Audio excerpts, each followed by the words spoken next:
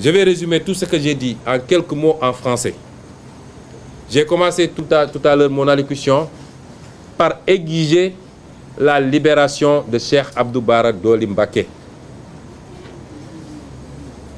À tous ceux à qui on veut faire croire que Cheikh Abdou est retenu parce qu'il aurait offensé le chef de l'État, je dis que ça n'a rien à voir. Il est retenu pour des considérations strictement politiciennes. C'est la tête de liste de l'alliance Wallu Yewwi à Mbacké. On est à quelques encablures des élections. Macky Sall sait très bien qu'il va perdre encore une fois Mbacké. Et il pense qu'en prenant Cheikh Abdou en otage, il parviendra à amoindrir nos forces, à réduire nos forces et à se donner une chance de remporter les 5 députés du département de Mbacké. C'est la seule motivation. Il n'y a rien d'extraordinaire que Cheikh Abdou ait dit ce jour-là. Il y a des gens qui disent pire, des gens qui appellent au meurtre, et vous n'avez pas vu le procureur qui vient de faire son cinéma, son cirque, vous ne l'avez pas vu bouger le petit doigt. Et c'est dans ce Sénégal que nous vivons, un Sénégal d'injustice, un Sénégal de forfaiture quasi quotidienne.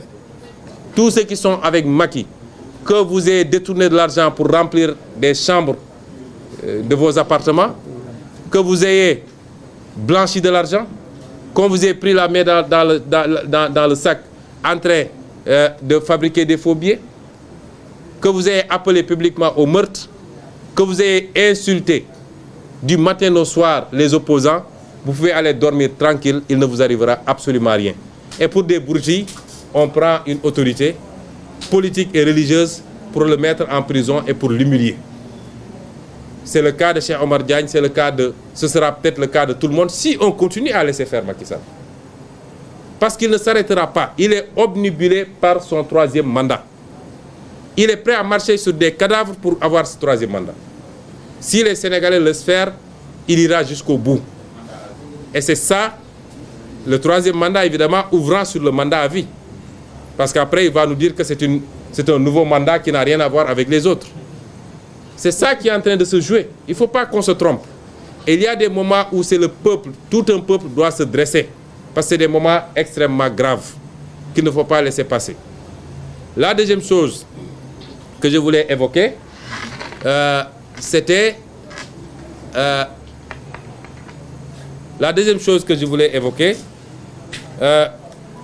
c'était que dans la communication, je veux ramener les Sénégalais à l'essentiel. Parce que depuis une semaine ou une dizaine de jours, ce qu'ils ont réussi, c'est de déplacer le débat. Et ce qu'ils essaient de faire encore avec de fausses histoires de rebelles ou de je ne sais quoi. Comme dit Guy Marius Sagna, le seul rebelle dans ce pays, c'est Macky Sall. Et donc, ils ont réussi à déplacer le débat politique pour que nous oublions que le véritable débat, c'était que Benno Bokk Yakaar ne devait pas participer aux élections et ne doit pas participer à ces élections.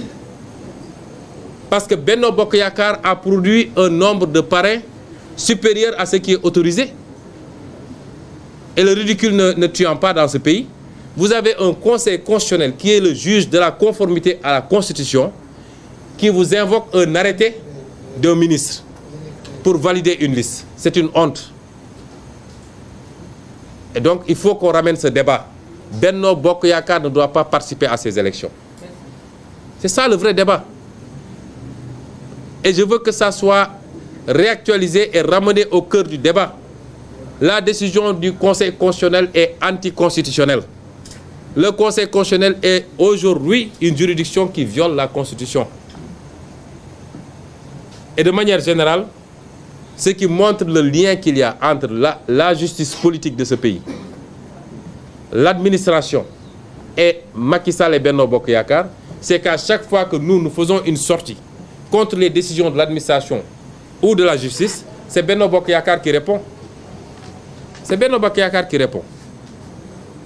Et ils disent que maintenant, ils ont la police pour eux, ils ont la gendarmerie, ils ont la justice, donc ils peuvent faire ce qu'ils veulent. C'est ça le discours de Benno Bokk Yakaar. Quelle arrogance et quelle inculture, si le mot existe, quelle inculture d'État. J'ai la police, j'ai la gendarmerie, j'ai la justice, je fais ce que je veux. C'est à ça que Macky Sall a réduit la République du Sénégal. Le parti État, la coalition État, qui fait ce qu'elle veut, qui emprisonne qui elle veut, qui fabrique tous les dossiers qu'il veut, et on nous dit, nous maintenant, comme disent les jeunes, les neutres de ce pays nous disent non, c'est pas grave. Laissez-le vous emprisonner, ça vaut mieux que de soulever les gens. Laissez-le écarter votre liste, ça vaut mieux. C'est de la fumisterie, il faut que les gens arrêtent. Si les gens n'osent pas dire à Macky Sall, arrête ce que tu es en train de faire, tu as tort et tu es en train de mettre la sécurité de ce pays en péril, mais qu'ils aient un peu de scrupule à nous interpeller. Tout le monde sait que nous sommes les victimes de Macky Sall. C'est ça la réalité.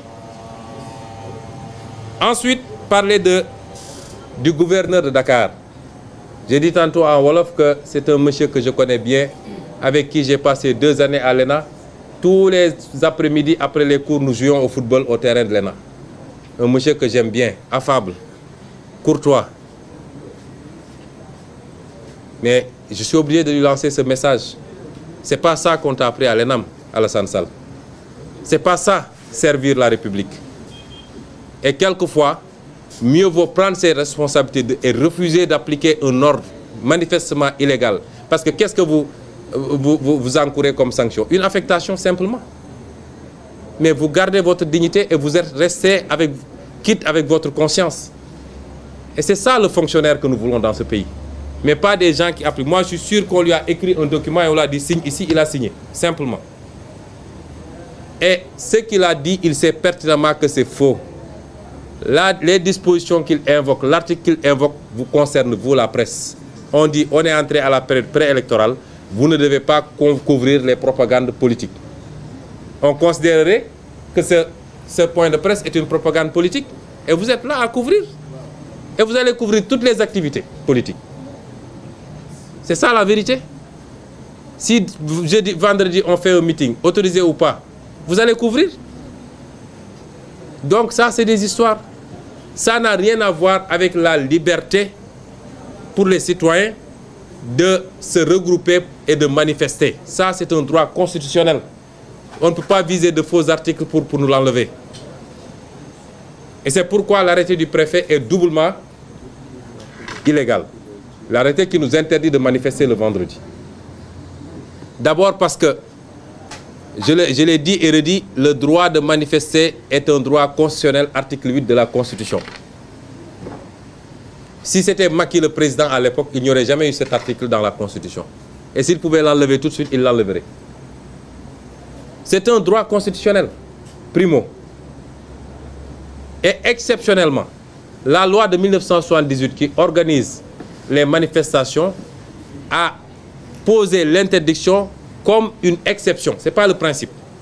Mais là, encadré. La loi dit, pour que l'administration interdise une manifestation, il faut qu'il y ait 2 conditions cumulatives.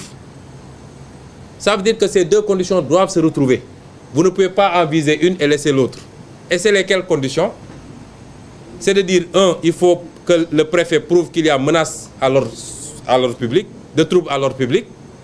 Et deuxièmement, qu'il prouve qu'il n'a pas suffisamment d'effectifs en termes d'agents de sécurité pour encadrer et éviter cette menace. Or, dans l'arrêté du préfet, il s'est limité à dire menace à l'ordre public sans dire quelle est la menace à l'ordre public. Et il n'a pas dit qu'il n'a pas suffisamment de policiers et de gendarmes pour encadrer la manifestation.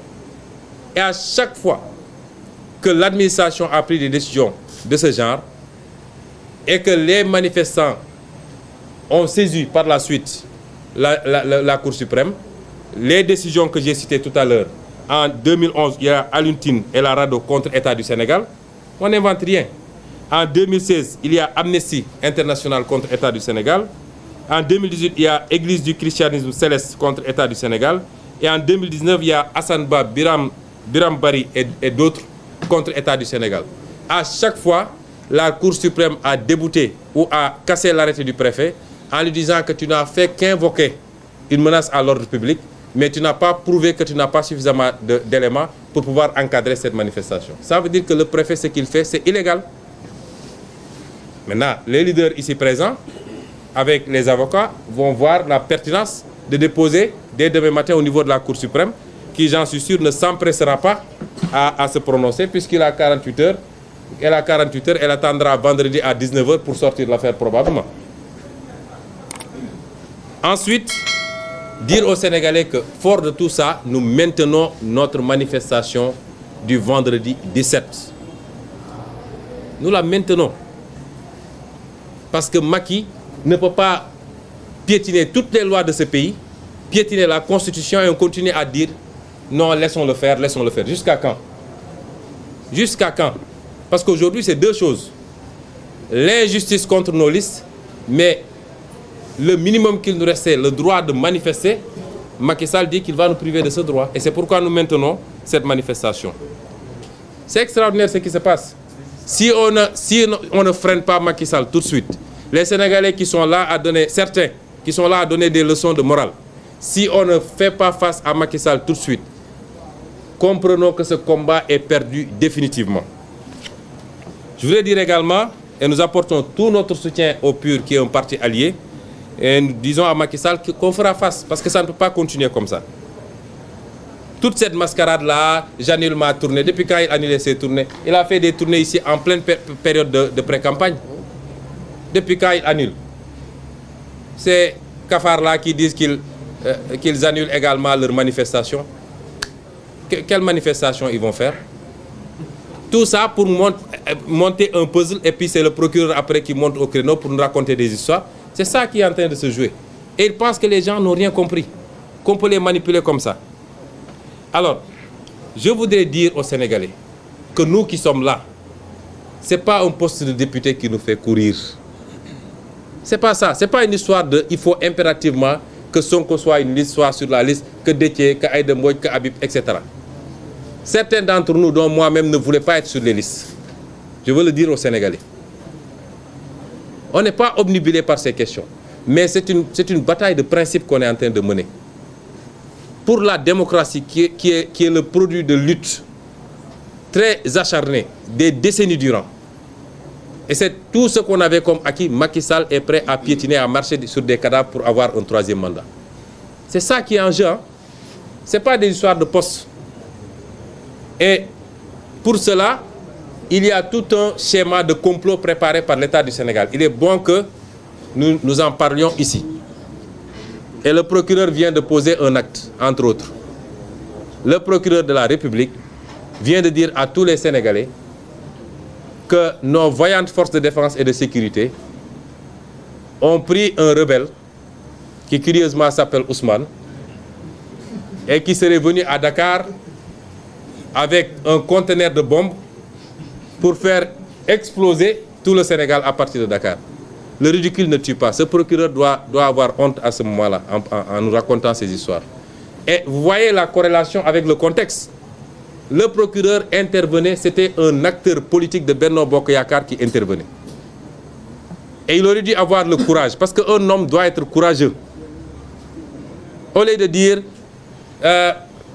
nul n'est intouchable, nous poursuivrons, etc. Il n'a qu'à dire comment Macky Sall m'a mandaté pour préparer un complot contre Ousmane Sonko, pour l'accuser de rébellion, de rebelle, et aller le prendre.